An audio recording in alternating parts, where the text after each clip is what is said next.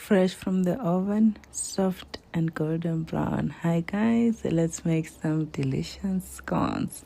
So you're going to need 2 bowls, your flour, bicarbonate, your raisins, your stock margarine or any margarine that you have.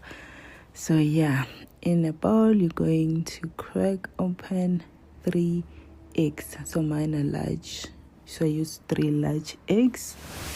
And then I added 1 teaspoon of vanilla essence. Also added 2 full cups of amasi. I know I usually use yogurt. This time we're doing it the traditional way. We are adding amasi. Then we're going to add everything together. Put that in the fridge.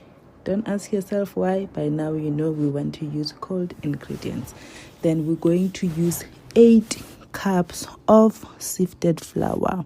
I'm not going to show you all the cups because the video will now be too long. However, we're going to sift 8 cups of cake flour. And then we're going to add 1 teaspoon of salt. And then 1 cup of sugar.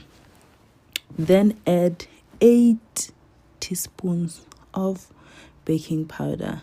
I know I didn't show this part, however, I added half a teaspoon of bicarbonate of soda, then combine everything together. You can even use your hands if you prefer, but yeah. And then I used 500 grams of the stock yellow baking margarine. These are the crumbs when I was done. Then here I am making sure that my pan is greased. Oh yeah, I forgot to add my raisins and I was like, yo. So yeah, I had to add them, then try to separate the wet ingredients from the dry because I wanted the raisins to spread. So yeah, it looked something like this.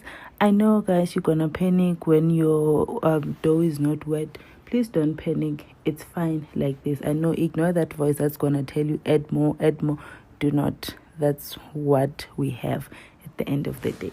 Then floured my surface, put my dough on the surface in order for me to combine everything into what I want. Okay, so yeah, looks something like that. Don't panic. I repeat, please don't panic on me and add more amasi. Please don't do it.